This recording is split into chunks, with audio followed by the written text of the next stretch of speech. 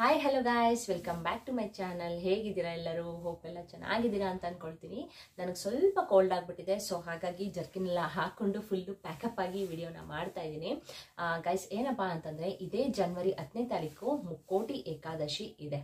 ಓಕೆನಾ? ಅಂದರೆ 2025 ಜನವರಿ 10ನೇ ತಾರೀಕು ಮುಕ್ಕೋಟಿ ಏಕಾದಶಿ ಅಥವಾ ವೈಕುಂಠ ಏಕಾದಶಿ ಅಂತ ಕರೀತಾರೆ. ಅಂದರೆ ಇವತ್ತಿನ ದಿನ ಮಾಡುವಂಥ ಪೂಜೆಗೆ ತುಂಬಾನೇ ಬೇಗನೆ ಅತಿ ಶೀಘ್ರವಾಗಿ ಫಲ ಸಿಗುತ್ತೆ ಅಂತ ಹೇಳ್ತಾರೆ. ಈ ಹುಣ್ಣಿಮೆ ಹಿಂದೆ ಬರುವ ಶುಕ್ಲ ಪಕ್ಷದಲ್ಲಿ ಬರುವಂತಹ ಏಕಾದಶಿಯನ್ನು ಮುಕ್ಕೋಟಿ ಏಕಾದಶಿ ಅಥವಾ ವೈಕುಂಠ ಏಕಾದಶಿ ಅಂತ ಕೂಡ ಕರೀತಾರೆ. ಸೊ ನಾನು ಅಂದರೆ ಜನವರಿ 10ನೇ ತಾರೀಕು ಅವತ್ತೊಂದು ದಿನ ಕೆಲವೊಂದು ಪರಿಹಾರದ ಬಗ್ಗೆ ನಾನು ನಿಮಗೆ ತಿಳಿಸ್ಕೊಡ್ತೀನಿ ಗೈಸ್. ಓಕೆನಾ?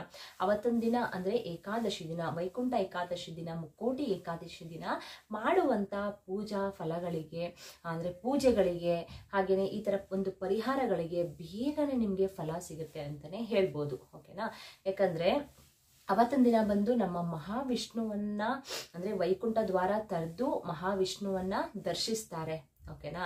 ಅಂದರೆ ಮುಕ್ಕೋಟಿ ದೇವರುಗಳೆಲ್ಲರೂ ಕೂಡ ಮಹಾವಿಷ್ಣುವನ್ನ ಉತ್ತರ ಇದರಿಂದ ದೇವ್ರನ್ನ ದರ್ಶನ ಮಾಡ್ತಾರೆ ಅಂತ ಹೇಳ್ತಾರೆ, ಉತ್ತರ ದ್ವಾರದಿಂದ. ಓಕೆನಾ? ಸೊ ಹಾಗಾಗಿ ಅವತ್ತೊಂದು ದಿನ ನಾವು ಬೆಳಿಗ್ಗೆ ಬೇಗನೆ ಎದ್ದು ನಾವು ಏನೇನು ಕೆಲಸಗಳನ್ನ ಮಾಡ್ಕೊಳ್ಬೇಕು, ಹಾಗೆಯೇ ಒಂದು ಎಲೆ ಬಗ್ಗೆ ಹೇಳ್ತೀನಿ. ಆ ಎಲೆ ಮೇಲೆ ನೀವು ಆ ದೀಪಾರಾಧನೆಯನ್ನ ನೀವು ಮಾಡಬೇಕಾಗತ್ತೆ. ಆಯ್ತಾ? ಹಾಗೆಯೇ ತುಳಸಿ ಗಿಡದ ಒಳಗಡೆ ನಾನು ಒಂದು ವಸ್ತುನ ಹೇಳ್ತೀನಿ. ಆ ವಸ್ತುನ ನೀವು ಬಚ್ಚಿಟ್ರೆ ನಿಜವಾಗ್ಲೂ ನಿಮಗೆ ಬೇಗನೆ ಫಲ ಸಿಗುತ್ತೆ. ಅತಿ ಶೀಘ್ರವಾಗಿ ನೀವೇನೇ ಕೇಳ್ಕೊಂಡ್ರು ಕೂಡ ಅವತ್ತೊಂದು ದಿನ ನೀವು ಈ ರೀತಿ ಪೂಜೆ ಮಾಡಿ ಈ ರೀತಿ ಪರಿಹಾರಗಳನ್ನ ನೀವು ಮಾಡ್ಕೊಳ್ಳೋದ್ರಿಂದ ನಿಮಗೆ ಬೇಗನೆ ಫಲ ಸಿಗುತ್ತೆ. ಓಕೆನಾ ಗೈಸ್? ಸೊ ಅದ್ಯಾವುದು ಪರಿಹಾರ, ಹಾಗೇನೆ ಯಾವ ಎಲೆ ಮೇಲೆ ದೀಪನ ಯಾವ ರೀತಿ ಹಚ್ಬೇಕು, ಹಾಗೇನೆ ತುಳಸಿ ಗಿಡದೊಳಗಡೆ ಯಾವ ಒಂದು ವಸ್ತುವನ್ನ ಹಾಕ್ಬೇಕು ಅನ್ನೋದನ್ನ ನಿಮ್ಗೆ ಇವಾಗ ತಿಳಿಸ್ಕೊಡ್ತಾ ಹೋಗ್ತೀನಿ. ಅದಕ್ಕಿಂತ ಮುಂಚೆ ನಿಮ್ಗೆ ಗೊತ್ತಲ್ಲ, ನನ್ನ ಚಾನಲ್ಗೆ ಸಬ್ಸ್ಕ್ರೈಬ್ ಮಾಡ್ಕೊಳ್ದಿರೋರು ದಯವಿಟ್ಟು ನನ್ನ ಚಾನಲ್ಗೆ ಸಬ್ಸ್ಕ್ರೈಬ್ ಮಾಡ್ಕೊಂಡು ಸಪೋರ್ಟ್ ಮಾಡಿ. ಈ ವಿಡಿಯೋ ನಿಮಗೆ ಯೂಸ್ಫುಲ್ ಅಂತ ಅನ್ಸಿದ್ರೆ ದಯವಿಟ್ಟು ಒಂದು ಲೈಕ್ ಕೊಡೋದನ್ನ ಮರಿಬೇಡಿ. ಹಾಗೇನೆ ಆದಷ್ಟು ಶೇರ್ ಮಾಡಿ, ಎಲ್ಲರಿಗೂ ಕೂಡ ಇದು ತಿಳ್ಕೊಳ್ಳಿ. ಜನಗಳೆಲ್ಲ ತಿಳ್ಕೊಂಡು ಅವ್ರಿಗೂ ಕಷ್ಟ ಎಲ್ಲ ಇರುತ್ತಲ್ವಾ, ಅವ್ರಿಗೂ ಕೂಡ ಯೂಸ್ಫುಲ್ ಆಗಲಿ ಅಂತಾನೆ ಹೇಳ್ತೀನಿ. ಓಕೆನಾ ಗೈಸ್? ಏನಪ್ಪಾ ಅಂತಂದ್ರೆ ಈ ಏಕಾದಶಿ ದಿನ ಅಂದರೆ ವೈಕುಂಠ ಏಕಾದಶಿ ದಿನ ಮಾಡುವಂಥ ಪೂಜೆಗಳಿಗೆ ತುಂಬಾನೇ ಅಂದರೆ ಬೇಗನೆ ಫಲ ಸಿಗುತ್ತೆ ಅಲ್ವಾ? ನಾನು ಆವಾಗಲೇ ಹೇಳ್ದಂಗೆ ನಿಮಗೆ ಬೇಗನೆ ಫಲ ಸಿಗುತ್ತೆ. ಈಗ ಎಷ್ಟೊಂದು ಜನಕ್ಕೆ ಉದ್ಯೋಗ ಸಮಸ್ಯೆ ಆಗಿರಬಹುದು, ಹಾಗೆಯೇ ವಾಸ್ತುಗ್ರಹ ದೋಷ ಆಗಿರಬಹುದು, ಇಲ್ಲ ಮಕ್ಕಳು ಹೇಳಿದ ಮಾತು ಕೇಳ್ತಾ ಇರೋದಿಲ್ಲ, ವಿದ್ಯಾಭ್ಯಾಸ ಚೆನ್ನಾಗಿರಲ್ಲ ಅಂದರೆ ಮಕ್ಕಳು ಓದ್ತಾ ಇರೋದಿಲ್ಲ, ಇಲ್ಲಾಂದರೆ ಯಾವ್ದಾರ ಒಂದು ವ್ಯಾಪಾರ, ಯಾವುದಾದ್ರೂ ಒಂದು ಬಿಸ್ನೆಸ್ ಏನೋ ಒಂದು ಮಾಡ್ತಾ ಇರ್ತೀರಾ, ಅದರಲ್ಲಿ ನಿಮಗೆ ಚೆನ್ನಾಗಿ ಏಳಿಗೆ ಇರೋದಿಲ್ಲ, ಹಾಗೆಯೇ ಮನೆ ಕೂಡ ಅಭಿವೃದ್ಧಿ ಆಗ್ತಾ ಇರೋದಿಲ್ಲ, ಹಣದ ಸಮಸ್ಯೆ ಜಾಸ್ತಿ ಇರುತ್ತೆ, ಸಾಲ ಬಾಧೆ ಜಾಸ್ತಿ ಇರುತ್ತೆ, ಮತ್ತು ಇನ್ನು ಬೇರೆ ಬೇರೆ ಆರೋಗ್ಯದ ಸಮಸ್ಯೆ ಆಗಿರಬಹುದು, ಬೇರೆ ಬೇರೆ ಸಮಸ್ಯೆಗಳನ್ನ ನೀವು ಎದುರಿಸ್ತಾ ಇರ್ತೀರಾ ಅಲ್ವಾ? ಈ ಎಲ್ಲಾ ಸಮಸ್ಯೆಗಳಿಂದ ನೀವು ದೂರ ಆಗ್ಬೇಕು ಅಂತ ಅಂದ್ರೆ ನಾನು ಈಗ ಹೇಳುವಂತಹ ದೀಪನ ಅಂದ್ರೆ ನಾನು ಹೇಳುವಂತಹ ಎಲೆಯ ಮೇಲೆ ಈ ದೀಪನ ನೀವು ಹಚ್ಚಿ ನೀವು ನೋಡಿಬೇಕಾದ್ರೆ ಆಯ್ತಾ, ಅತಿ ಶೀಘ್ರವಾಗಿ ನಿಮ್ಗೆ ಫಲಿತಾಂಶ ಅನ್ನೋದು ಸಿಗುತ್ತೆ. ಯಾಕಂದ್ರೆ ಮುಕ್ಕೋಟಿ ಏಕಾದಶಿ ಅನ್ನೋದು ತುಂಬಾನೇ ಪವಿತ್ರವಾದ ದಿನ ಅಂತಾನೆ ಹೇಳ್ಬೋದು ಗೈಸ್. ನಾವು ಏನೇ ಒಂದು ಅಂದ್ರೆ ಯಾವುದೇ ರೀತಿ ನಾವು ಕಷ್ಟಗಳಿದ್ರೂ ಕೂಡ ಅದರಿಂದ ನಾವು ದೂರ ಬರ್ಬೋದು ಅವತ್ತಿನ ದಿನ ಪೂಜೆ ಮಾಡಿದ್ರೆ. ಅದು ಯಾವ ರೀತಿ ಅಂತ ನಾನು ನಿಮಗೆ ಹೇಳ್ಕೊಂಡು ಹೋಗ್ತೀನಿ. ವಿಡಿಯೋನ ಎಲ್ಲೂ ಸ್ಕಿಪ್ ಮಾಡ್ಬಿಡಿ, ಯಾಕಂದ್ರೆ ಮಧ್ಯೆ ಯಾವ್ದಾದ್ರು ಒಂದು ಹೇಳಿರ್ತೀನಲ್ವಾ, ಅದು ನಿಮಗೆ ತುಂಬಾ ಉಪಯುಕ್ತ ಇರುತ್ತೆ. ಹಾಗಾಗಿ ಗೈಸ್, ಅವತ್ತಿನ ದಿನ ನೀವು ಬ್ರಾಹ್ಮಿ ಮುಹೂರ್ತದಲ್ಲಿ ಪೂಜೆನ ಮಾಡ್ಕೊಳ್ಬೇಕಾಗತ್ತೆ. ಓಕೆನಾ? ಅಂದ್ರೆ ಸೂರ್ಯ ಉಡಕ್ಕಿಂತ ಮುಂಚೆ ನೀವು ಮನೆಯಲ್ಲಿ ಪೂಜೆಗಳನ್ನೆಲ್ಲ ಮುಗಿಸ್ಕೊಳ್ಬೇಕು. ಓಕೆನಾ? ಪೂಜೆ ಯಾವ ರೀತಿ ಮಾಡಬೇಕು ಅಂತ ನಾನು ನಿಮಗೆ ಹೇಳ್ತೀನಿ. ಬೆಳಿಗ್ಗೆ ಎದ್ದು ಮನೆಯೆಲ್ಲ ಕ್ಲೀನ್ ಮಾಡ್ಕೊಳ್ಳಿ, ಸ್ವಲ್ಪ ಕಸ ಗಿಸ ಏನೂ ಇರಬಾರ್ದು ಆಯ್ತಾ. ಫುಲ್ಲು ಮನೆಯೆಲ್ಲ ಕ್ಲೀನ್ ಮಾಡಿಕೊಂಡು, ಹೊರಗಡೆನೆಲ್ಲ ಕ್ಲೀನ್ ಮಾಡಿಕೊಂಡು, ರಂಗೋಲೆ ಹಾಕಿ, ಹಾಗೇನೆ ಹೊಸ್ಲಿಗೆಲ್ಲ ಪೂಜೆನ ಮಾಡ್ಕೊಳ್ಳಿ, ಹೊಸ್ಲಿಗೆಲ್ಲ ಅರ್ಶಿನ ಕುಂಕುಮ ಹಾಕಿ, ಅದಾದ್ಮೇಲಿಂದ ಬಂದು ನೀವು ಸ್ನಾನ ಮಾಡಿಕೊಂಡು, ಕೆಲವರು ಏನು ಮಾಡ್ತಾರೆ ಅಂದರೆ ಗಾಯ್ಸ್, ಸ್ನಾನ ಮಾಡ್ದೇ ಹೊಸ್ಲಿಗೆ ಅರ್ಶಿನ ಕುಂಕುಮ ಹಾಕೋದು ಆ ಥರ ಎಲ್ಲ ಮಾಡ್ತಾರೆ. ಆ ಥರ ಎಲ್ಲ ದಯವಿಟ್ಟು ಮಾಡಕ್ಕೆ ಹೋಗ್ಬೇಡಿ. ಫಸ್ಟು ನೀವು ಎದ್ದು ಮನೆಯೆಲ್ಲ ಕ್ಲೀನ್ ಮಾಡಿಕೊಂಡು, ಆಮೇಲೆ ಹೊರಗಡೆ ಎಲ್ಲ ಫುಲ್ಲು ಕ್ಲೀನ್ ಮಾಡಿಕೊಂಡು, ಆಮೇಲೆ ಸ್ನಾನ ಮಾಡ್ಕೊಳ್ಳಿ. ಫಸ್ಟು ಸ್ನಾನ ಮಾಡಿಕೊಂಡು ನೀವು ಆದಷ್ಟು ಕಲ್ಲುಪ್ಪನ್ನ ಸ್ವಲ್ಪ ನೀರಿಗೆ ಹಾಕ್ಬಿಟ್ಟು ಸ್ನಾನ ಮಾಡ್ಕೊಳ್ಳಿ. ಯಾವುದೇ ರೀತಿ ಶನಿ ದೋಷ ಮತ್ತು ಗ್ರಹ ದೋಷ ಯಾವುದೇ ಇದ್ರೂ ಕೂಡ ನಿಮಗೆ ಅದು ನಿವಾರಣೆ ಆಗ್ಬಿಡುತ್ತೆ. ಓಕೆನಾ? ಸೊ ಸ್ನಾನ ಮಾಡಿಕೊಂಡು ಬಂದು ಹೊರಗಡೆ ಎಲ್ಲ ಫುಲ್ಲು ರಂಗೋಲಿ ಎಲ್ಲ ಹಾಕ್ಬಿಟ್ಟು ನೀವು ದೇವ್ರ ಮನೆಗೆ ಬಂದು ನೀವು ವಿಷ್ಣು ಅಂತ ಅಂದರೆ ಈಗ ನಿಮ್ಮ ಮನೇಲೇನಾದ್ರು ವೆಂಕಟೇಶ್ವರ ಫೋಟೋ ಇರಬಹುದು, ಇಲ್ಲ ವಿಷ್ಣು ಫೋಟೋ ಇರ್ಬೋದು, ಇಲ್ಲ ಕೃಷ್ಣನ ಫೋಟೋ ಇರ್ಬೋದು, ಯಾವುದೇ ಫೋಟೋ ಇದ್ರು ಓಕೆನಾ. ಅಂದರೆ ವಿಷ್ಣು ಸ್ವರೂಪವಾಗಿ ಇರುವಂಥ ದೇವರುಗಳು ನಿಮ್ಮ ಮನೆಯಲ್ಲಿ ಇದ್ದರೆ ಆ ಫೋಟೋಗಳೆಲ್ಲ ಕ್ಲೀನಾಗಿ ಒರೆಸ್ಕೊಂಡು ಗಂಧ ಹಚ್ಚಿ ಕುಂಕುಮ ಹಾಕಿ ಅರಿಶಿನ ಹಾಕಿ, ಹಾಗೆಯೇ ಕೆಂಪು ಹೂವದಿಂದ ಅವತ್ತಿನ ದಿನ ಕೆಂಪು ಹೂವನ್ನು ನೀವು ಆದಷ್ಟು ಕೆಂಪು ಪುಷ್ಪಗಳನ್ನೇ ನೀವು ದೇವರಿಗೆ ಕೊಡಬೇಕಾಗತ್ತೆ, ಅಂದರೆ ಮುಡಿಸ್ಬೇಕು ದೇವರಿಗೆ. ಹಾಗೆಯೇ ಅದ್ರ ಜೊತೆಗೆ ಲಕ್ಷ್ಮೀ ವೆಂಕಟೇಶ್ವರ ಸ್ವಾಮಿಗೆ ತುಂಬಾನೇ ಪ್ರಿಯವಾದದ್ದು ತುಳಸಿ ಹಾರ ಆಯ್ತಾ. ಹಿಂದಿನ ದಿನನೇ ನೀವು ಇದೆಲ್ಲ ತಂದು ಇಟ್ಕೊಬಿಡ್ಬೇಕು, ಯಾಕಂದ್ರೆ ನೀವು ಬೆಳಿಗ್ಗೆ ಬೇಗ ಅಂದರೆ ಸೂರ್ಯ ಉಡೋಕ್ಕಿಂತ ಮುಂಚೆನೇ ಪೂಜೆ ಮುಗಿಸ್ಕೊಳ್ಬೇಕಲ್ವಾ. ಸೊ ಹಾಗಾಗಿ ಹಿಂದಿನ ದಿನನೇ ಎಲ್ಲ ತಂದ್ಬಿಟ್ಟು ಇಟ್ಕೊಳ್ಳಿ. ತುಳಸಿ ಹಾರನ ಯಾವುದೇ ಕಾರಣಕ್ಕೂ ನೀವು ಮಿಸ್ ಮಾಡಕ್ಕೆ ಹೋಗ್ಬೇಡಿ ಗಾಯ್ಸ್, ಯಾಕಂದರೆ ತುಳಸಿಗೆ ನಾವು ಅಷ್ಟೋ ಪ್ರಾಮುಖ್ಯತೆನ ಕೊಡ್ತೀವಿ. ನಮ್ಮ ಹಿಂದೂ ಸಂಪ್ರದಾಯದಲ್ಲಿ ತುಳಸಿ ಅಂತ ಅಂದರೆ ತುಂಬಾ ಪ್ರಾಮುಖ್ಯತೆ ಕೊಡ್ತೀವಿ. ಸೊ ಹಾಗಾಗಿ ವೆಂಕಟೇಶ್ವರ ಸ್ವಾಮಿಗೆ ತುಳಸಿ ಹಾರ ಅಂದರೆ ತುಂಬಾ ಪ್ರಿಯವಾದದ್ದು.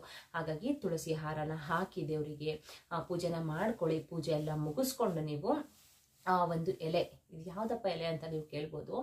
ನಿಮ್ಮ ಮನೆ ಹತ್ರ ಯಾವುದಾದ್ರೂ ಅರಳಿ ಮರ ಇದ್ರೆ ಅರಳಿ ಮರದ ಎಲೆನ ನೀವು ತಗೊಂಡ್ ಬರ್ಬೇಕಾಗತ್ತೆ ಆಯ್ತಾ. ಅರಳಿ ಮರದ ಎಲೆಯಲ್ಲಿ ಮುಕ್ಕೋಟಿ ದೇವರುಗಳು ಅಡಗಿ ಕುಳಿತಿರ್ತಾರೆ ಅಂತ ಹೇಳ್ತಾರೆ ಆಯ್ತಾ. ಬ್ರಹ್ಮ ವಿಷ್ಣು ಮಹೇಶ್ವರ ದೇವರುಗಳು ಅಡಗಿ ಕುಳಿತಿರ್ತಾರಂತೆ, ಅರಳಿ ಮರದಲ್ಲಿ ಕುಳಿತಿರ್ತಾರೆ. ಸೊ ಹಾಗಾಗಿ ಆ ಒಂದು ಎಲೆಯ ಮೇಲೆ ನೀವು ಮನೆಗೆ ತಗೊಂಡು ಬನ್ನಿ. ಆ ಒಂದು ಎಲೆನ ತಂದ್ಬಿಟ್ಟು ನೀವು ಕ್ಲೀನಾಗಿ ಅದನ್ನು ತೊಳ್ಕೊಳ್ಳಿ. ಎಲೆನ ಕ್ಲೀನಾಗಿ ತೊಳೆದ್ಬಿಟ್ಟು ಒಂದು ಪ್ಲೇಟ್ ತಗೊಂಡು ಎಲೆನ ಅದ್ರ ಮೇಲೆ ಇಟ್ಬಿಟ್ಟು ಸ್ವಲ್ಪ ಅರಿಶಿನ ಕುಂಕುಮ ಮತ್ತೆ ಸ್ವಲ್ಪ ಅಕ್ಷತೆ ಕಾಳನ್ನು ನೀವು ಅದಕ್ಕೆ ಹಾಕಬೇಕು ಆಯ್ತಾ. ಹಾಕ್ಬಿಟ್ಟು ಅದ್ರ ಮೇಲೆ ಸ್ವಲ್ಪ ನೀವು ಉಪ್ಪನ್ನ ಹಾಕಿ, ಕಲ್ಲುಪ್ಪು ಅಂತ ಅಂದರೆ ಗೈಸ್, ನಾವು ಕಲ್ಲುಪ್ಪಲ್ಲಿ ಮಾಡುವಂಥ ಪರಿಹಾರಗಳಿಗೆ ಯಾವತ್ತೂ ಕೂಡ ನಮಗೆ ಫೇಲ್ಯೂರ್ ಅಂತಾನೆ ಆಗಿಲ್ಲ ಆಯ್ತಾ. ಯಾಕಂದರೆ ಕಲ್ಲುಪ್ಪನ್ನ ನಾವು ಲಕ್ಷ್ಮೀ ಸ್ವರೂಪ ಅಂತ ಕರಿತೀವಿ ಅಲ್ವಾ. ಕಲ್ಲುಪ್ಪು ಕೂಡ ಸಮುದ್ರದಲ್ಲೇ ಉದ್ಭವವಾಗಿದ್ದು, ಹಾಗೇನೆ ಲಕ್ಷ್ಮಿ ಕೂಡ ಸಮುದ್ರದಲ್ಲೇ ಉದ್ಭವವಾಗಿರೋದ್ರಿಂದ ಕಲ್ಲುಪ್ಪು ಅಂದರೆ ಮಾತೆ ಮಹಾಲಕ್ಷ್ಮಿಗೆ ತುಂಬಾನೇ ಪ್ರಿಯವಾದದ್ದು ಅಲ್ವಾ. ಸೊ ಹಾಗಾಗಿ ಆ ಎಲೆ ಮೇಲೆ ಸ್ವಲ್ಪ ಕಲ್ಲುಪ್ಪನ್ನ ಹಾಕ್ಬಿಟ್ಟು ನೀವು ದೀಪನ ತಗೊಳ್ಳಿ. ಮಣ್ಣಿನ ದೀಪನೇ ನೀವು ತಗೊಳ್ಬೇಕಾಗತ್ತೆ. ಮಣ್ಣಿನ ದೀಪನ ತಗೊಂಡು ಅದ್ರ ಮೇಲೆ ಇಟ್ಟು ಎಳ್ಳೆಣ್ಣೆನಲ್ಲೇ ನೀವು ದೀಪನ ಉರಿಸ್ಬೇಕು ಆಯ್ತಾ. 2 ಜೋಡಿ ಬತ್ತಿಗಳನ್ನ ತಗೊಳ್ಳಿ. ಬತ್ತಿನ ಚೆನ್ನಾಗಿ ಒಸೆದ್ಬಿಟ್ಟು ಒಂದು ಬತ್ತಿನ ಮಾಡ್ಕೊಂಡು ಅಂದರೆ ಆ ದೀಪಕ್ಕೆ ಎಳ್ಳೆಣ್ಣೆನ ನೀವು ಹಾಕ್ಬಿಟ್ಟು ದೀಪನ ಹಚ್ಬೇಕು ಸರಿನಾ.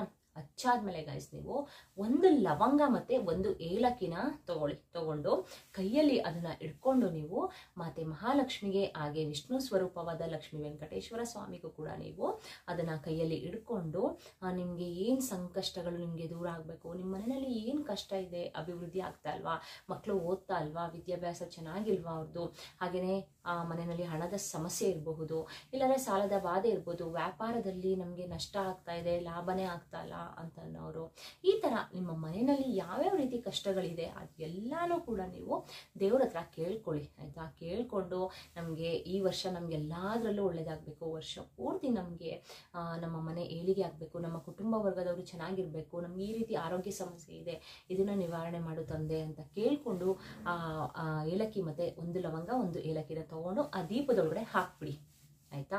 ಹಾಕ್ಬಿಟ್ಟು ನೀವು ಕೇಳ್ಕೊಂಡ್ಬಿಟ್ಟು ದೇವ್ರನ್ನ ಪ್ರಾರ್ಥನೆ ಮಾಡ್ಕೊಳ್ಳಿ. ಇದನ್ನ ಬ್ರಾಹ್ಮಿ ಮುಹೂರ್ತದಲ್ಲೇ ಮಾಡಿದ್ರೆ ತುಂಬಾನೇ ಒಳ್ಳೇದು ಗಾಯ್ಸ್. ನಿಮ್ಗೆ ಬೇಗನೆ ಫಲ ಅನ್ನೋದು ಸಿಗ್ಬೇಕು ಅಂತ ಅಂದ್ರೆ ನೀವು ಬ್ರಾಹ್ಮಿ ಮುಹೂರ್ತದಲ್ಲೇ ಮಾಡ್ಬೇಕು ಸರಿನಾ. ಎಲ್ಲ ಕೇಳ್ಕೊಂಡು ಅದಾದ್ಮೇಲಿಂದ ತುಳಸಿಗೂ ಎಲ್ಲ ಪೂಜೆ ಮಾಡಿರ್ತೀರ ಅಲ್ವಾ. ತುಳಸಿಗೂ ಕೂಡ ಕೆಂಪು ಹೂನ ಹಾಕಿ ತುಂಬಾನೇ ಒಳ್ಳೇದು. ಕೆಂಪು ಹಾಕಿ ಅರಿಶಿನ ಕುಂಕುಮ ಎಲ್ಲ ಹಾಕಿ ಪೂಜೆ ಎಲ್ಲ ಮಾಡ್ಕೊಳ್ತೀರಾ. ಇದನ್ನಾದ್ಮೇಲೆ ಗಾಯ್ಸ್ ನೀವು ಏನ್ ಮಾಡ್ಬೇಕು ಅಂತಂದ್ರೆ 2 ಕಾಳು ಮೆಣಸನ್ನ ನೀವು ತಗೋಬೇಕಾಗತ್ತೆ ಆಯ್ತಾ. ಕಾಳು ಮೆಣಸನ್ನ ನೀವು ತಗೊಂಡು ಹೋಗ್ಬಿಟ್ಟು ತುಳಸಿ ಇದೆಯಲ್ಲ, ತುಳಸಿ ಒಳಗಡೆ ಮಣ್ಣನ್ನ ಸ್ವಲ್ಪ ಅಗದ್ಬಿಟ್ಟು ಕಾಳು ಮೆಣಸನ್ನ ಕೈಯಲ್ಲಿ ಇಟ್ಕೊಳ್ಳಿ. ಫಸ್ಟ್ ಕೈಯಲ್ಲಿ ಇಟ್ಕೊಂಡು ತುಳಸಿ ಮಾತೆ ಮುಂದೆ ನೀವು ಕೇಳ್ಕೋಬೇಕು, ನಿಮ್ಮ ಸಂಕಷ್ಟಗಳು ಏನೇನಿದೆ, ಏನೇನು ಕಷ್ಟಗಳಿದೆ ನಿಮ್ಗೆ ಅದನ್ನೆಲ್ಲ ದೂರ ಮಾಡು ತಾಯಿ, ನಮ್ಗೆ ಪರಿಹಾರ ಒದಗಿಸ್ಕೊಡು, ನಮ್ಮ ಮನೆ ಏಳಿಗೆ ಆಗೋ ರೀತಿ ಮಾಡು, ನಮ್ಗೆ ಯಶಸ್ಸಿನ ಕಾಣೋ ಥರ ಮಾಡು, ಈ ವರ್ಷ ಪೂರ್ತಿ ನಮ್ಗೆ ಎಲ್ಲಾದ್ರಲ್ಲೂ ಒಳ್ಳೇದಾಗೋ ಮಾಡು ಅಂತ ಕೇಳ್ಕೊಂಡು ನಿಮ್ಮ ಕಷ್ಟಗಳು ಏನೇನಿದೆ ಕೇಳ್ಕೊಂಡು ಅದನ್ನ ತುಳಸಿ ಒಳಗಡೆ ಸ್ವಲ್ಪ ಮಣ್ಣು ತೆಗೆದ್ಬಿಟ್ಟು ಊತಾಕ್ಬಿಡ್ಬೇಕು ಅದನ್ನ ಆಯ್ತಾ. ಅವತ್ತೇ ಮಾಡಿ ಗಾಯ್ಸ್, ಅದನ್ನ ತುಂಬಾನೇ ಒಳ್ಳೇದಾಗುತ್ತೆ ನಿಮ್ಗೆ. ಯಾವುದೇ ಗ್ರಹ ದೋಷ ಆಗಿರಬಹುದು, ಯಾವುದೇ ಶನಿ ದೋಷ ಆಗಿರಬಹುದು, ಮನೆ ಏಳಿಗೆ ಆಗ್ತಾ ಇಲ್ಲ, ನಮ್ಗೆ ಸಾಲದ ಬಾಧೆ ಜಾಸ್ತಿ ಇದೆ, ಹಾಗೇನೆ ಮನೆಯಲ್ಲಿ ಯಶಸ್ಸು ಏನಾದೇ ಇಲ್ಲ ನಮಗೆ, ನಮ್ಮ ಕುಟುಂಬ ವರ್ಗದವರೆಲ್ಲ ಬರೀ ಜಗಳ, ಮನೆಯಲ್ಲಿ ಬರೀ ಹಣದ ಸಮಸ್ಯೆನೇ ಜಾಸ್ತಿ, ನಮಗೆ ಅಭಿವೃದ್ಧಿ ಆಗ್ತಾ ಇಲ್ಲ ಮನೆ, ಈ ಥರ ಏನೇನು ಬೇಕು ಎಲ್ಲನೂ ನೀವು ಕೇಳ್ಕೊಳ್ತೀರಾ ಅಲ್ವಾ. ಈ ರೀತಿ ಸಮಸ್ಯೆಗಳಿಗೆ ನಿಜವಾಗ್ಲೂ ಕಾಳು ಮೆಣಸನ್ನು ನೀವು ತಗೊಂಡೋಗಿ ತುಳಸಿ ಗಿಡದಲ್ಲಿ ಊತಾಕೋದ್ರಿಂದ ಬೇಗನೆ ನಿಮ್ಮ ಮನೆಗೆ ಒಂದು ಫಲಿತಾಂಶ ಅನ್ನೋದು ಸಿಗುತ್ತೆ ಗಾಯ್ಸ್. 100% ನಿಮಗೆ ಇದು ಸಿಗುತ್ತೆ. ಹಾಗೆಯೇ ಅರಳಿ ಮರದ ಮೇಲೆ ಉಪ್ಪು ಹಾಕ್ಬಿಟ್ಟು ನೀವು ದೀಪನ ಹಚ್ಚಿರ್ತೀರ ನೋಡಿ. ಉಪ್ಪು ಬಂದು ಒಂದು ದೋಷ ನಿವಾರಣೆಗೆ ಯೂಸ್ ಮಾಡ್ತಾರೆ ಉಪ್ಪುನ. ಹಾಗೆಯೇ ಎಲ್ಲ ಅಂತಂದರೆ ಈಗ ಮತ್ತೆ ಮಹಾಲಕ್ಷ್ಮಿಗೆ ತುಂಬಾನೇ ಇಷ್ಟವಾದದ್ದು ಉಪ್ಪು ಅಲ್ವಾ. ಸೊ ಹಾಗಾಗಿ ಅಮಾವಾಸ್ಯೆ ದಿನ ಕೆಲವೊಂದು ಪರಿಹಾರಗಳನ್ನ ಉಪ್ಪಲ್ಲಿ ಮಾಡ್ಕೊಳ್ತಾರೆ. ಮತ್ತೆ ದೃಷ್ಟಿ ತೆಗಿಲಿಕ್ಕೂ ಕೂಡ ಉಪ್ಪನ್ನ ಯೂಸ್ ಮಾಡ್ತಾರೆ. ಸೊ ಹಾಗಾಗಿ ಉಪ್ಪನ್ನ ನೀವು ಅದ್ರ ಮೇಲೆ ಇಟ್ಟು ಪೂಜೆ ಮಾಡೋದ್ರಿಂದ ತುಂಬಾನೇ ಒಳ್ಳೇದಾಗುತ್ತೆ. ಹಾಗೇನೆ ಈ ಏಲಕ್ಕಿ ಮತ್ತೆ ಲವಂಗನೂ ಅಷ್ಟೇ. ಏಲಕ್ಕಿ ಹಣನ ಅಟ್ರಾಕ್ಟ್ ಮಾಡುತ್ತೆ ಗೈಸ್, ಓಕೆನಾ. ಸೊ ಹಾಗಾಗಿ ಏಲಕ್ಕಿನೂ ಕೂಡ ನೀವು ಅದ್ರೊಳಗಡೆ ಹಾಕಿ. ಹಾಗೇನೆ ಲವಂಗ ಕೂಡ ಅಷ್ಟೇ. ಲವಂಗ ಅನ್ನೋದು ಧನ ಪ್ರಾಪ್ತಿ ಆಗುತ್ತೆ ಮನೆಗೆ, ಮನೆ ಅಭಿವೃದ್ಧಿ ಆಗುತ್ತೆ, ಮನೆ ಏಳಿಗೆ ಆಗುತ್ತೆ ಲವಂಗನ ನೀವು ಆ ದೀಪಕ್ಕೆ ಹಾಕೋದ್ರಿಂದ. ಸೊ ಹಾಗಾಗಿ ನೀವು ನೀವು ಈ ಪರಿಹಾರನ ನೀವು ಮಾಡ್ಕೊಳ್ಬೇಕಾಗುತ್ತೆ. ಆ ದೀಪ ಅಂತೂ ಯಾರು ಮಿಸ್ ಮಾಡಬೇಡಿ ಗೈಸ್. ಖಂಡಿತವಾಗ್ಲೂ ನೀವು ಆ ದೀಪಾರಾಧನೆಯನ್ನ ಮಾಡಿ ಮನೆಯಲ್ಲಿ ನಿಜವಾಗ್ಲೂ ನಿಮ್ಮ ಮನೆ ಅನ್ನೋದು ಏಳಿಗೆ ಆಗುತ್ತೆ. ಯಾಕಂದ್ರೆ ಅವತ್ತು ತುಂಬಾನೇ ಶುಭ ದಿನ, ಒಳ್ಳೆ ದಿನ, ಪವಿತ್ರವಾದ ದಿನ. ಯಾಕಂದ್ರೆ ವೈಕುಂಠ ಏಕಾದಶಿ ಅಲ್ವಾ. ಸೊ ಹಾಗಾಗಿ ಎಷ್ಟು ಜನ ಪೂಜೆ ಮಾಡ್ತಾರೆ ಅಂದ್ರೆ ಗೈಸ್, ಅವತ್ತಿನ ದಿನ ತುಂಬಾ ಜನ, ಆಲ್ಮೋಸ್ಟ್ ಎಲ್ಲರೂ ಕೂಡ ವೈಕುಂಠ ಏಕಾದಶಿ ದಿನ ಪೂಜೆನ ಮಾಡೇ ಮಾಡ್ತಾರೆ. ಈ ಪೂಜೆ ಜೊತೆಗೆ ನೀವು ಈ ಒಂದು ದೀಪನ ಅಂದ್ರೆ ಹಚ್ಚೋದನ್ನ ಮರಿಬೇಡಿ. ದೀಪಾರಾಧನೆ ಈ ರೀತಿ ಮಾಡೋದನ್ನ ಮರಿಬೇಡಿ. ಹಾಗೆಯೇ ತುಳಸಿ ಗಿಡದ ಒಳಗಡೆಗೂ ಕೂಡ ನೀವು ಕಾಳು ಮೆಣಸನ್ನ ಹಾಕೋದನ್ನು ಕೂಡ ಮರಿಬೇಡಿ. ಇದೆರಡು ಪರಿಹಾರನ ನೀವು ಮಾಡ್ಕೊಳ್ಳಿ ಗಾಯ್ಸ್. ನೋಡಿ ಬೇಕಾದ್ರೆ ನಿಜವಾಗ್ಲೂ ನಿಮ್ಮ ಮನೆ ಏಳಿಗೆ ಆಗುತ್ತೆ, ಅಭಿವೃದ್ಧಿ ಅನ್ನೋದು ಆಗುತ್ತೆ. ನಿಮ್ಮ ಸಾಲ ಬಾಧೆಗಳಿಂದ ಮುಕ್ತಿಗೊಳ್ಳುತ್ತೆ. ಹಾಗೇನೆ ಯಾವುದಾದ್ರೂ ದೋಷಗಳು, ಪಾಪಗಳು, ಕರ್ಮಗಳು, ಅಂದ್ರೆ ಓದ್ ಜನ್ಮದಲ್ಲಿರುವಂಥ ದೋಷಗಳು ಪ್ರತಿಯೊಂದು ಕೂಡ ನಿಮಗೆ ನಿವಾರಣೆ ಆಗುತ್ತೆ, ಓಕೆನಾ. ಸೊ ಹಾಗಾಗಿ ಯಾರು ಕೂಡ ಈ ಒಂದು ಪರಿಹಾರನ, 2 ಪರಿಹಾರದ ಬಗ್ಗೆ ನಾನು ನಿಮಗೆ ತಿಳಿಸ್ಕೊಟ್ಟಿದ್ದೀನಿ. ಈ 2 ಪರಿಹಾರಗಳನ್ನ ಮಿಸ್ ಮಾಡ್ದೇ ಯಾರು ಕೂಡ ಜನವರಿ 10ನೇ ತಾರೀಕು ನೀವು ಮಾಡ್ಕೊಳ್ಬೇಕಾಗುತ್ತೆ. ಪದೇ ಹೇಳ್ತಾ ಇದ್ದೀನಿ, ಇದನ್ನ ನೀವು ಬ್ರಾಹ್ಮಿ ಮುಹೂರ್ತದಲ್ಲೇ ಮಾಡ್ಕೊಳ್ಳಿ. ತುಂಬಾನೇ ಬೇಗನೆ ಶೀಘ್ರವಾಗಿ ನಿಮಗೆ ಫಲ ಅನ್ನೋದು ಸಿಗುತ್ತೆ, ಓಕೆನಾ. ಓಕೆ ಗೈಸ್, ಹಾಗೇನೆ ಇದೇ ತರ ನಾನು ತುಂಬಾನೇ ವಿಡಿಯೋಸ್ನ ಹಾಕಿದ್ದೀನಿ. ಅಂತ ಅಂದ್ರೆ ಕಲ್ಲುಪ್ಪಲ್ಲಿ ಮಾಡುವಂಥ ಪರಿಹಾರಗಳು, ಅಂದರೆ ಈಗ ಮನೆಯಲ್ಲಿ ತುಂಬ ಕಷ್ಟ ಇರುತ್ತೆ, ನಷ್ಟ ಆಗ್ತಾ ಇರುತ್ತೆ, ಸಂಕಷ್ಟದಿಂದ ಬಳಲ್ತಾ ಇರ್ತೀರಾ, ಅವರೆಲ್ಲರಿಗೂ ಕೂಡ ಕೆಲವೊಂದು ಪರಿಹಾರದ ಬಗ್ಗೆ ತಿಳಿಸ್ಕೊಟ್ಟಿದ್ದೀನಿ. ಹಾಗೆಯೇ ಅಮಾವಾಸ್ಯೆಯಲ್ಲಿ ಮಾಡುವಂಥ ಪರಿಹಾರಗಳು, ಹುಣ್ಣಿಮೆ ದಿನ ಮಾಡುವಂಥ ಪರಿಹಾರಗಳು ಎಲ್ಲಾದ್ರ ಬಗ್ಗೆ ನಾನು ತಿಳಿಸ್ಕೊಟ್ಟಿದ್ದೀನಿ. ಅದ್ರದ್ದು ಎಲ್ಲಾದ್ರೂ ಲಿಂಕ್ ನಾನು ಡಿಸ್ಕ್ರಿಪ್ಷನ್ ಬಾಕ್ಸಲ್ಲಿ ಹಾಕಿರ್ತೀನಿ, ಮಿಸ್ ಮಾಡ್ದೇ ಅದನ್ನು ನೋಡಿ. ಹಾಗೆಯೇ ಈ ಥರ ಕೆಲವೊಂದು ಚಿಕ್ಕ ಪುಟ್ಟ ಪರಿಹಾರಗಳನ್ನ ನಾವು ಮಾಡ್ಕೊಳ್ಳೋದ್ರಿಂದ ತುಂಬಾ ಒಳ್ಳೆಯದಾಗುತ್ತೆ ಗೈಸ್. ಕೆಲವೊಂದು ಅಂದರೆ ಸಿದ್ಧಿಶಾಸ್ತ್ರದಲ್ಲಿ ಹಾಗೆಯೇ ಪರಿಹಾರ ಶಾಸ್ತ್ರದಲ್ಲಿ ಈ ರೀತಿ ಅಂದರೆ ಪರಿಹಾರಗಳನ್ನ ಹೇಳ್ಕೊಟ್ಟಿದ್ದಾರೆ, ಆಯಿತಾ. ಸೊ ಮನುಷ್ಯನ ಏಳಿಗೆಗೆ ಅಂತಲೇ ಈ ರೀತಿ ಪರಿಹಾರಗಳನ್ನ ಹೇಳ್ಕೊಟ್ಟಿದ್ದಾರೆ. ಅಂದರೆ ದೇವರು ಕಷ್ಟ ಕೊಡ್ತಾನೆ ಅಲ್ವಾ, ಆ ಕಷ್ಟಕ್ಕೆ ಪರಿಹಾರ ಕೂಡ ಅವನೇ ತಿಳಿಸ್ಕೊಟ್ಟಿರ್ತಾನೆ. ಸೊ ಹಾಗಾಗಿ ಈ ರೀತಿ ಚಿಕ್ಕ ಪುಟ್ಟ ಪರಿಹಾರಗಳನ್ನ ನಾವು ಮನೆಯಲ್ಲಿ ಮಾಡ್ಕೊಳ್ಳೋದ್ರಿಂದ ತುಂಬಾ ನಮಗೆ ಲಾಭ ಆಗುತ್ತೆ, ಆಯಿತಾ. ನಷ್ಟ ಅಂತೂ ಯಾವುದೇ ಕಾರಣಕ್ಕೂ ನಮಗೆ ಆಗೋದಿಲ್ಲ. ಅಂದರೆ ಮನೆಯಲ್ಲೇ ಯೂಸ್ ಮಾಡಿಕೊಂಡು ಮಾಡುವಂಥ ಪದಾರ್ಥಗಳನ್ನ ನಾವು ಯೂಸ್ ಮಾಡಿಕೊಂಡು ಮನೆಯಲ್ಲೇ ಈ ರೀತಿ ಚಿಕ್ಕ ಪುಟ್ಟ ಪರಿಹಾರಗಳನ್ನ ಮಾಡ್ಕೊಳ್ಬೇಕು, ಆಯಿತಾ. ಗಂಡಸರುಗಳು ಇದ್ರ ಬಗ್ಗೆ ಎಲ್ಲ ತಲೆ ಕೆಡಿಸ್ಕೊಳ್ಳಲ್ಲ ಗಾಯ್ಸ್. ಬಟ್ ಒಬ್ಬೊಬ್ಬರು ತಲೆ ಕೆಡಿಸ್ಕೊಂಡು ಈ ಥರ ಪೂಜೆ ಮಾಡೋದೆಲ್ಲ ಮಾಡ್ತಾರೆ. ಆದರೆ ನಾವು ಹೆಂಗಸರು ಮನೆ ಏಳಿಗೆಗಾಗಿ, ಮನೆ ಸಂತೋಷಕ್ಕಾಗಿ, ಮನೆ ಅಭಿವೃದ್ಧಿಗಾಗಿ ನಾವು ಈ ರೀತಿ ಚಿಕ್ಕ ಪುಟ್ಟ ಪೂಜೆಗಳನ್ನ ನಾವು ಮನೆಯಲ್ಲೇ ಮಾಡ್ಕೊಳ್ಬೇಕು, ಓಕೆನಾ. ಓಕೆ ಗೈಸ್, ವಿಷ್ಣುದೇವ ಹಾಗೆ ಲಕ್ಷ್ಮೀ ವೆಂಕಟೇಶ್ವರ ಸ್ವಾಮಿ ಎಲ್ಲರಿಗೂ ಕೂಡ ಈ ವರ್ಷ ನೀವೇನೇನು ಕೇಳ್ಕೊಳ್ತೀರಾ, ನಿಮ್ಮ ಸಂಕಷ್ಟ ಏನೇನಿದೆ ಎಲ್ಲ ಕೂಡ ನಿಮ್ಮ ಸಂಕಷ್ಟಗಳು ದೂರ ಆಗಲಿ. ನೀವೇನೇನು ಕೇಳ್ಕೊಳ್ತೀರಾ ಅದೆಲ್ಲ ನಿಮಗೆ ಸಿಗಲಿ ಅಂತ ನಾನು ಕೂಡ ದೇವ್ರ ಹತ್ರ ಕೇಳ್ಕೊಳ್ತೀನಿ. ಹಾಗೆಯೇ ಈ ಪೂಜೆ ಮಾಡೋದನ್ನ ಮರಿಬೇಡಿ, ನಿಜವಾಗ್ಲೂ ಫಲ ಸಿಗುತ್ತೆ. ಎಲ್ಲರಿಗೂ ಒಳ್ಳೇದಾಗಲಿ, ದೇವ್ರು ಎಲ್ಲರಿಗೂ ಒಳ್ಳೇದು ಮಾಡಲಿ ಅಂತ ಹೇಳ್ತಾ ಇವತ್ತಿನ ವಿಡಿಯೋನ ಇಲ್ಲಿಗೆ ಎಂಡ್ ಮಾಡ್ತೀನಿ.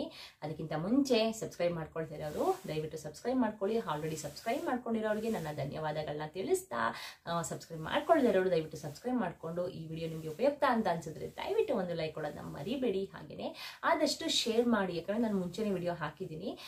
ನಿಮ್ಗೆಲ್ಲರಿಗೂ ಕೂಡ ಯೂಸ್ಫುಲ್ ಆಗಲಿ, ನಿಮಗೂ ಕೂಡ ಒಳ್ಳೇದಾಗಲಿ ಅಂತ ನಾನು ಬೇಗನೆ ವಿಡಿಯೋಸ್ನ ಹಾಕಿದ್ದೀನಿ. ಎಲ್ಲರಿಗೂ ಕೂಡ ಶೇರ್ ಮಾಡಿ, ಅವರು ಇದೇ ರೀತಿ ಪೂಜೆಗಳನ್ನ ಮಾಡಿಕೊಂಡು ಅವರ ಜೀವನದಲ್ಲಿ ಇರುವಂಥ ಕಷ್ಟಗಳನ್ನೆಲ್ಲ ದೂರ ಮಾಡ್ಕೊಳ್ಳಿ ಅಂತ ಹೇಳ್ತಾ ಇವತ್ತಿನ ವಿಡಿಯೋನ ಇಲ್ಲಿಗೆ ಎಂಡ್ ಮಾಡ್ತೀನಿ. Bye bye, see you, take care.